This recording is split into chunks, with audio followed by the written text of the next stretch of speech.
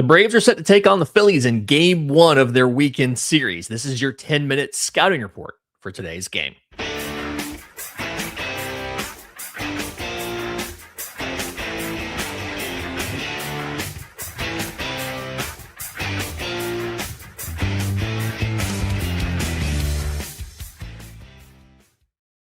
This is your Braves Today Scouting Report, a production of the Believe Podcast Network and presented by FanDuel. I'm Lindsey Crosby. In the next 10 minutes, we're breaking down everything you need to know before first pitch. Today, it's the Braves and the Phillies in the series opener. So let's get into it.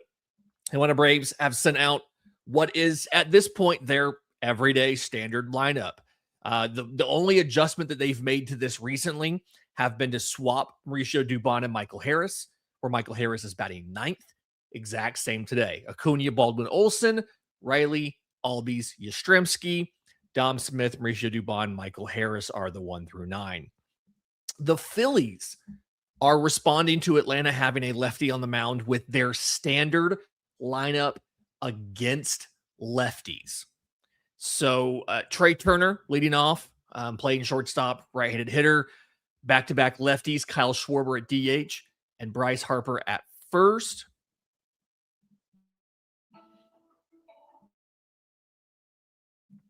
After that, Adolis Garcia, batting cleanup, right-handed hitter. Second baseman Edmundo Sosa checks in for Bryson Stott. Catcher JT Realmuto, one of 4 back-to-back righties, right? Alec Boehm playing third base, batting 7th. Justin Crawford, center fielder. Left-handed hitter batting 8th. And then Otto Kemp checks in left field. He's a right-handed hitter batting 9th.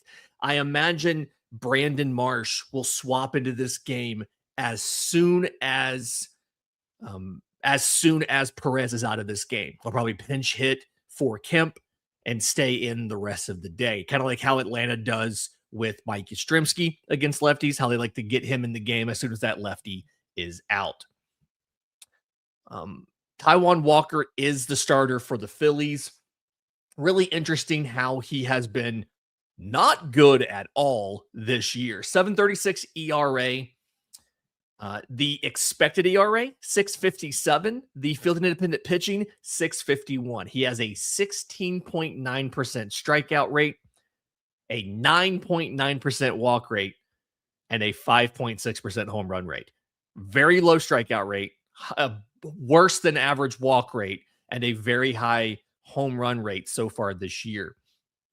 The way that he attacks hitters, it's really interesting. For Taijuan Walker, the main pitch he throws, the most frequent pitch he throws to lefties is his splitter. It's the orange here on this Plinko chart on the left-hand side. When he is ahead early, he likes to throw that splitter. 0-1, 1-1, 0-2, even a little bit in there when he gets to 2-1.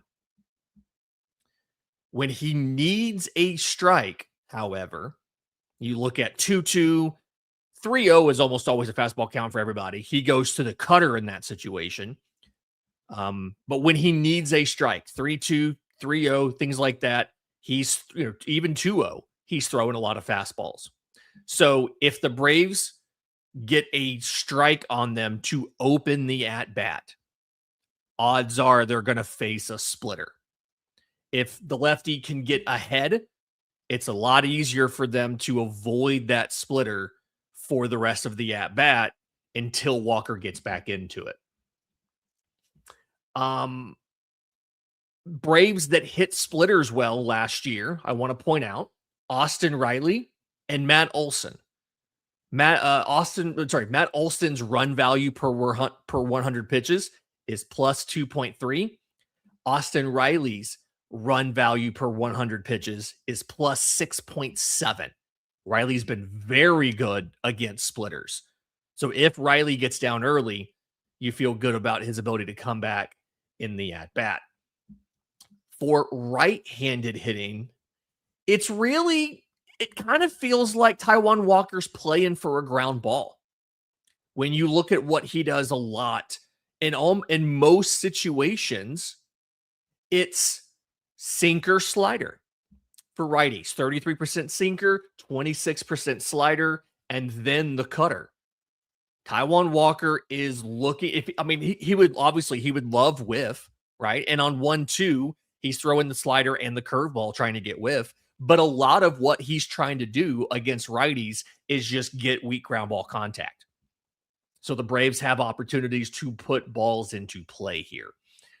A lot of the Braves hitters, the veterans especially, have seen Taijuan Walker plenty. Ronald's hitting 250. Ozzie and Matt are at 231. All of those guys have more than 10 at-bats against Walker. None of them have homers. Austin Riley, however, 5 for 15 with a homer off of Taijuan Walker. So again, things are primed for Austin Riley to have a good game. He does well against splitters. Taijuan Walker's kind of, big pitch there. And he has seen Taijuan Walker well in the past. So if Walker gets away, I know Riley's a righty. So if he gets away from that sinker slider thing and tries to get Riley on a strikeout and uses that splitter for it, Riley's been pretty good in those situations. The bullpens for each team. Atlanta's bullpen is pretty well rested, right? Jose Suarez, the long man, went on Monday. He should be available with no restrictions today. Aaron Bummer, same thing. 22 pitches on Monday. Hasn't pitched since then. Ian Hamilton, who the Braves added, by the way, hasn't thrown since last Saturday. So the leverage arms all have a day of rest because they all, Suarez, Lee, and Iglesias all threw on Wednesday. But, and Tyler Kinley as well. But everybody else has more rest than that. The Braves are fully good to go. No restrictions in the pen. The Phillies are close. They used long man Kyle Bacchus on Wednesday for 41 pitches. He's likely down today. They did put 2 guys on the IL in the last week, Zach Pop and Jonathan Bolin. Both of the replacements for them, however, threw when they came up. Jay Shugart threw 30 pitches on Tuesday. Bacchus threw 41 on Wednesday. But other than Bacchus, everybody else should be available. Jose Alvarado threw 11 pitches on Wednesday. He had a day off. Johan Duran, the closer, hasn't pitched since Saturday. Brad Keller hasn't pitched since Tuesday. He's the primary setup man. Orion Kirkring, the other setup man with the wicked sweeper, hasn't pitched since Monday. So they're just about full health here. There's no advantage really for Atlanta other than the fact that Atlanta has their long man available in Jose Suarez and Philly doesn't in Bacchus. Kind of final thoughts here on this one. If there's any game that projects to be high scoring, I feel like it's this one. I feel like Martín Pérez and Taijuan Walker, this is the weakest pitching matchup of the 3.